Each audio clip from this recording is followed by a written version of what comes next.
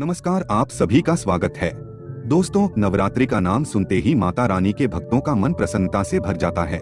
माता रानी के दर्शन के लिए सभी आतुर हो जाते हैं।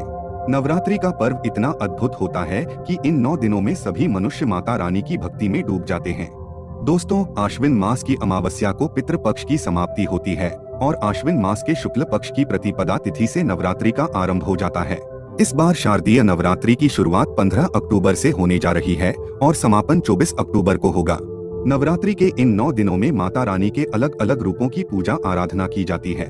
नवरात्रि में माता रानी को प्रसन्न करने के लिए तरह तरह के उपाय किए जाते हैं।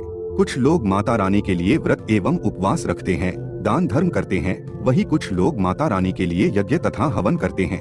कुछ लोग अपने पैर के वाहनों का त्याग करते हैं, अर्थात अपनी मनोकामना की पूर्ति के लिए जूते, चप्पल आदि का 9 दिनों तक त्याग करते हैं। ऐसे कई प्रकार के कार्य होते हैं जिन्हें करके हम माता रानी के प्रति अपनी श्रद्धा प्रकट कर सकते हैं।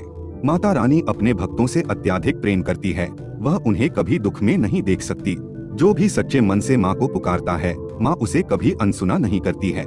नवरात्रि का पर्व शक्ति का पर्व होता है। इन 9 दिनों के दौरान आप व्रत का पालन करके माँ दुर्गा से जो कुछ भी मांगते हैं, माता रानी वह सब कुछ आपको प्रदान करती है। माता के द्वार पर आने वाला कोई भी याचक खाली हाथ नहीं जाता है, बस मन में केवल माता रानी के प्रति श्रद्धा होनी चाहिए।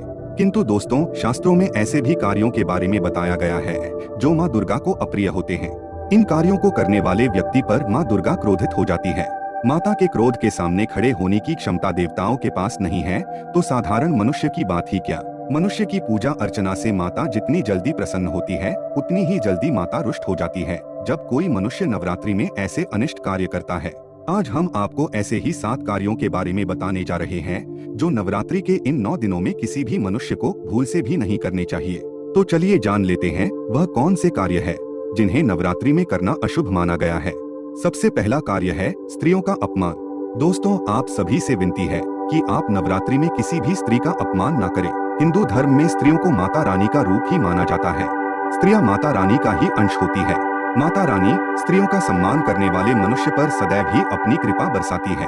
स्त्रियां स्वयं की खुशियों का त्याग करके आपके घर को स्वर्ग बनाती है। स्त्री स्वयं उपवास करके अपने पति की लंबी आयु की कामना करती है। जीवन भर अपने परिवार के लिए बिना थके कार्य करती है। ऐसी पतिव्रता स्त्री का अपमान करना महापाप होता है।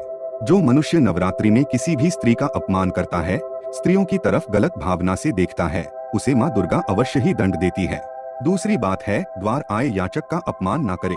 दोस्तों, यदि नवरात्रि में आपके द्वार पर कोई कन्या, वृद्ध स्त्री अथवा कोई दुखी माँ भोजन की इच्छा से भिक्षा मांगती है तो उसका भूल से भी अपमान न करे अथवा उन्हें खाली हाथ घर से जाने न दे। यदि आपके घर में कोई दासी है तो उसका भी अपमान न करे। नवरात्रि में उन्हें कुछ न कुछ भेंट अवश्य दे।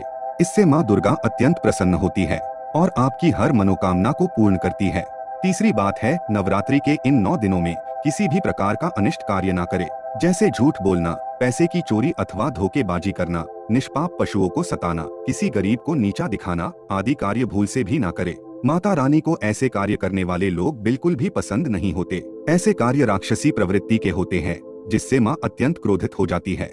चौथी बात है तामसिक आहार का सेवन। दोस्तों, नवरात्रि में इस बात का विशेष ध्यान रखना चाहिए कि आप भूल से भी तामसिक आहार का सेवन न करें, जैसे मांस, मदिरा आदि। साथ ही लहसुन, प्याज आदि भी तामसिक चीजें ही है, इन्हें भी ग्रहण करना उचित नहीं। किंतु आप मांस का सेवन कतई ना करें, नहीं तो माँ दुर्गा आप पर क्रोधित हो जाएंगी।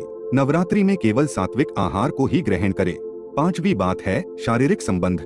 माता रानी की कृपा पाने के लिए नवरात्रि के 9 दिन भूल से भी शारीरिक संबंध न बनाएं। जो भी मनुष्य व्रत का पालन करता है उसे तो भूल से भी शारीरिक संबंध नहीं बनाना चाहिए। जो व्यक्ति नवरात्रि के 9 दिन ब्रह्मचर्य व्रत का पालन करता है, माँ उसकी हर इच्छा को पूर्ण करती है। छठी बात है घर को खाली ना छोड़े। नवरात्रि का कलश यदि आपने अपने घर में स्थापित किया हुआ है तो आप अपने घर को कभी खाली ना छोड़े। घर में किसी को अवश्य ही रुकना चाहिए। नवरात्रि में माँ आपके घर में किसी भी क्षण प्रवेश कर सकती है। ऐसे में घर बंद हो, घर में कोई भी उपस्थित ना हो तो माँ की कृपा आपको प्राप्त नहीं होगी। अगर घर में कोई भी ना हो तो बिल्ली आदि प्राणी कलश को गिरा सकते हैं, जिसे बहुत ही बड़ा अपशकुन माना जाता है। इसीलिए घर को कभी खाली नहीं छोड़ना चाहिए। साथ ही विष्णु पुराण के अनुसार नवरात्रि में दिन में सोना वर्जित माना गया है। 7वीं बात है बाल, नाखून आदि काटना। नवरात्रि में बाल तथा नाखून आदि काटने की मनाही की गई है। साथ ही नवरात्रि के 9 दिन चमड़े की वस्तुओं का प्रयोग करना भी वर्जित बताया गया है, क्योंकि ये चीजें पशुओं को मारकर बनाई जाती है। नवरात्रि का व्रत धारण करने वाले व्यक्ति को इन नियमों का कठोरता से पालन करना चाहिए। तो दोस्तों, आप भी नवरात्रि के 9 दिन ये कार्य भूल से भी ना करें। उम्मीद है आपको यह जानकारी अच्छी लगी होगी।